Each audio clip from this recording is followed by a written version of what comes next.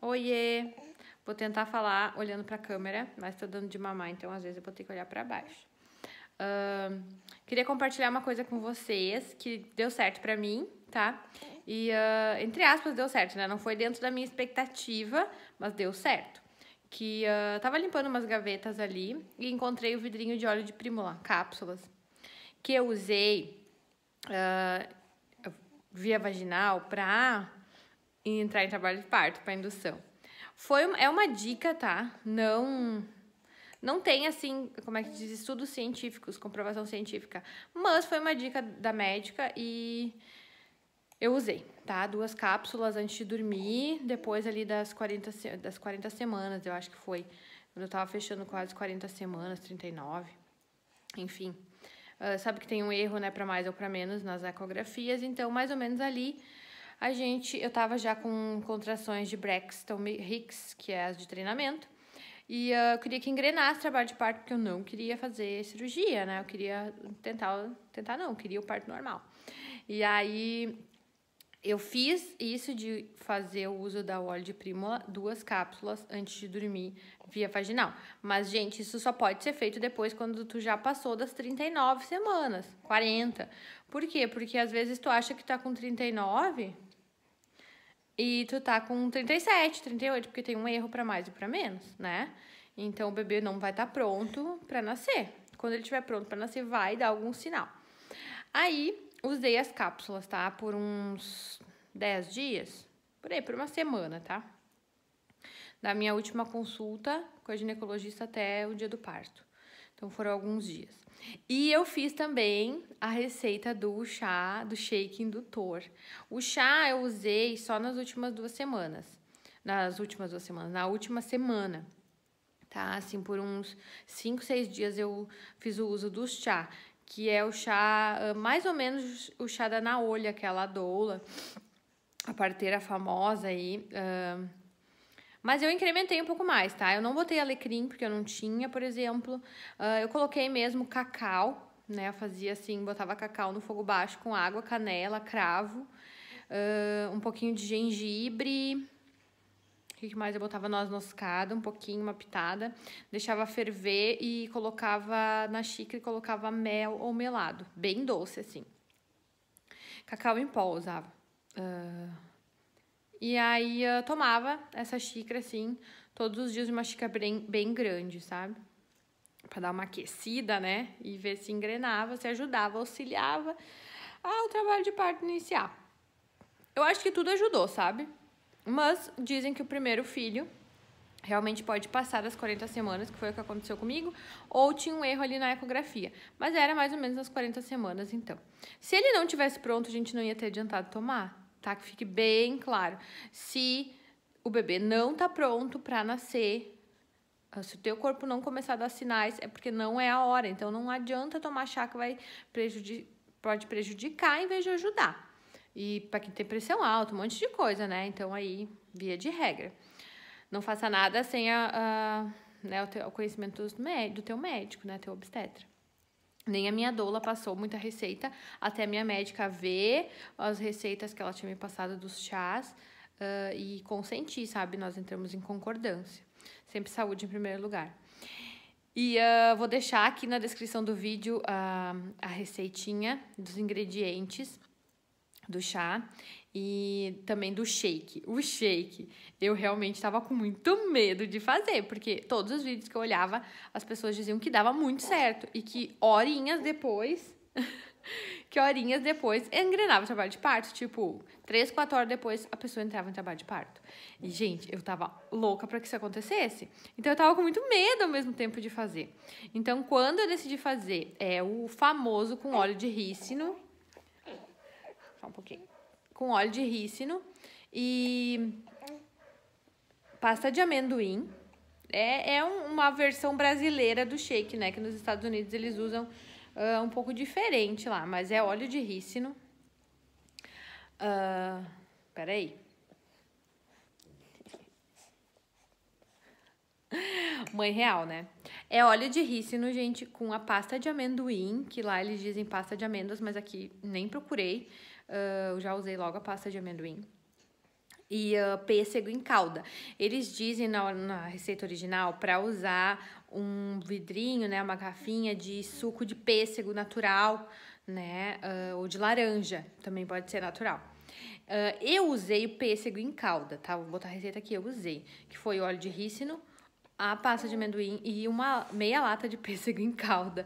Eu botei a calda e os pêssegos para ficar bem doce, né? Fica uma coisa bem gordurosa por causa da pasta de amendoim. E isso faz um copão, acrescenta água. Eu botei água meio morna ainda para fechar 500 ml. Dava 2 copos bem grande. Essa era a receita. Vou deixar ele na descrição do vídeo. Quando eu tomei assim, né, gente, com muito medo de dar muita diarreia, porque o óleo de rícino é essa a função dele, é a limpeza dos intestinos. E como faz cólicas intestinais, acaba provocando cólicas também uterinas e desencadeando o trabalho de parto. Era essa a ideia. Porém, todavia, eu fiz um dia, engrenou mais contrações, sim, tipo, não era dor, era uma pressão, tá? Que é isso que são as contrações, são uma pressão uterina, uma cólica. Começou, tipo, umas 2, 3 horas depois de eu tomar o shake. E depois eu fui dormir e parou. Não engrenou o trabalho de parto. Então, uns 3 dias depois eu fiz de novo. Aí, 2 dias depois eu fiz de novo, que era a minha data limite, que se eu não entrasse no trabalho de parto até na quinta-feira, minha médica queria algum tipo de indução hospitalar. E eu sei que a indução hospitalar ela pode desencadear um monte de outras intervenções médicas. Então, eu queria fazer de tudo, né? Então, eu caminhei, fiz alongamento, fiz yoga, fiz de tudo, gente. Ficava fazendo agachamento todo tempo, ficava sentada na bola, todo o tempo que eu tava em casa, de manhã, de tarde, de noite, de madrugada. Fazia todas as posturas de yoga para ajudar o encaixe do bebê. Ele tava encaixado. Enfim. E eu conversava muito com ele também. Aí, fiz de novo na segunda-feira e fiz de novo na quarta-feira, né? Que foi assim, tipo, hoje eu vou fazer e vou usar mais óleo de rícino.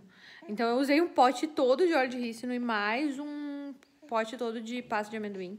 E os pêssegos eu usei 2 latas, eu acho que eu fui assim... não vem muitos pêssegos dentro, né?